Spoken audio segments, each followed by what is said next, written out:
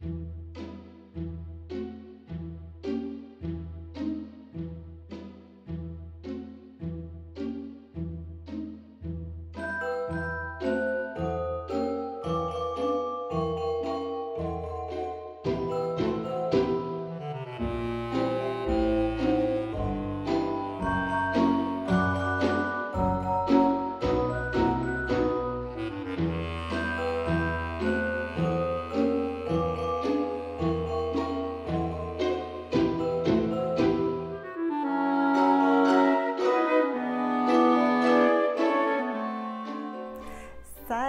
tout le monde, c'est Valérie, nutritionniste diététiste, super contente de vous retrouver pour une journée dans mon assiette. Vous semblez vraiment aimer ces vidéos-là et j'adore les filmer.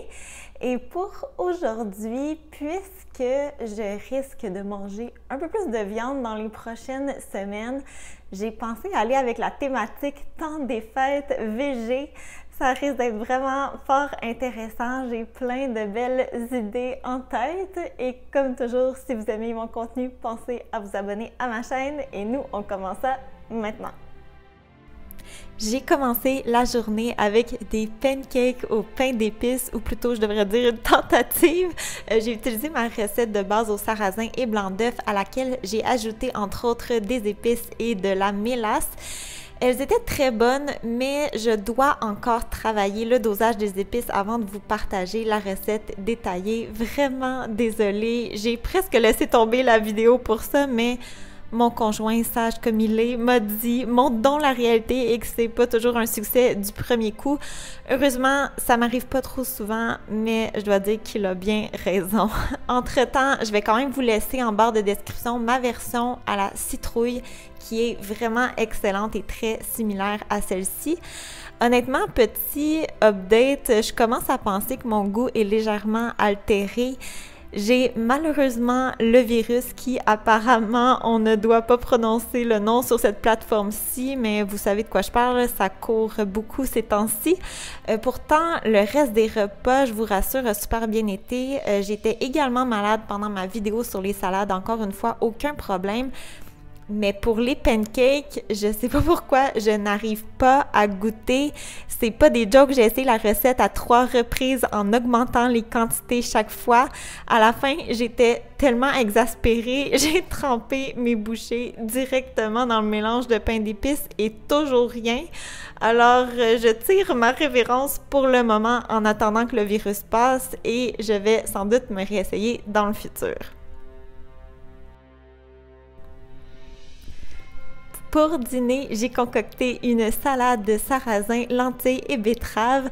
Décidément, j'avais un gros penchant pour le sarrasin ce jour-là. Alors, j'ai commencé par faire cuire mes betteraves très simple. Après les avoir bien lavées, j'ai coupé le dessus et je les ai enveloppées individuellement dans du papier d'aluminium légèrement huilé. Les betteraves ont cuit au four à 400 degrés Fahrenheit pendant 50 à 60 minutes jusqu'à tendreté. Puis, je les ai pelées et coupées en quartiers. Pour un raccourci, vous pourriez bien sûr utiliser les betteraves cuites sous vide vendues en épicerie. Entre-temps, j'ai cuisiné mon sarrasin selon les instructions de l'emballage. Si vous êtes moins fan du sarrasin, je vous encourage vraiment d'essayer le sarrasin blanc qui a un goût beaucoup plus délicat à mon avis que la farine ou même le cacha qui est un sarrasin rôti. J'ai aussi préparé la vinaigrette en mélangeant vinaigre balsamique, huile d'olive extra vierge, moutarde de Dijon et un filet de sirop d'érable. C'était ensuite le temps d'assembler. Dans un grand bol, j'ai bien mélangé une tasse de sarrasin cuit, une tasse et demie de lentilles cuites, 2 cuillères à table d'oignons rouges hachés, un quart de tasse de persil frais haché, un quart de tasse de noix de Grenoble légèrement grillées et hachées grossièrement. J'ai incorporé ma vinaigrette puis mes quartiers de betterave. J'ai finalement utilisé 4 petites betteraves et j'ai brassé à nouveau délicatement. Je me suis servi une portion sur un lit de roquette et j'ai parsemé évidemment d'arilles de grenade. Très heureuse du résultat cette fois-ci, pleine de saveurs colorées, le mélange de textures est agréable et en prime, on a tous les éléments pour une bonne salade repas nutritive. comme dessert, j'ai été avec une valeur sûre et j'ai préparé mes biscuits de Noël orange, canneberge et chocolat noir. J'ai déjà présenté la recette sur ma chaîne il y a déjà 2 ans de ça, mais ils sont toujours un énorme coup de cœur ici. Mon conjoint les adore également. Vraiment super simple à faire et tellement savoureux. J'ai complété mon biscuit avec clémentine, pomme grenade et boisson d'amande. La prochaine recette est tirée du blog culinaire Plant Based Jess. Je vais passer un peu plus rapidement, mais bien sûr, le lien va être en barre de description. Alors, au souper, j'ai cuisiné des boulettes suédoises préparées, entre autres, à partir de protéines végétales texturées. J'en parle régulièrement sur ma chaîne. C'est un produit que j'adore. Probablement l'option végétale qui imite le mieux la viande hachée en termes d'apparence et de texture. Elle est très riche en protéines, contient peu de lipides et de gras saturés et contrairement à la viande, elle fournit aussi des fibres, ce qui en fait un choix vraiment intéressant sur le plan nutritionnel.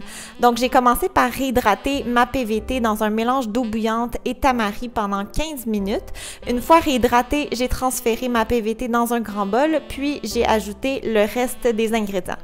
Haricots noirs écrasés à la fourchette, oignons, noix de Grenoble, graines de sésame et de lin, levure nutritionnelle et je n'avais pas de chapelure, j'ai plutôt utilisé la même quantité de flocons d'avoine que j'ai réduit en morceaux au robot culinaire, puis finalement j'ai terminé avec les épices.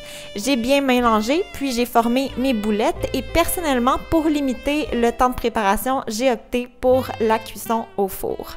J'ai servi mes boulettes nappées d'une sauce brune aux oignons, salade de choux rouges, purée de courges et brocoli vapeur. Et elles étaient vraiment délicieuses, texture parfaite. Je vais certainement les reproduire sous différentes saveurs. Et en plus, elles se congèlent très bien, parfait si on veut prendre un peu d'avance.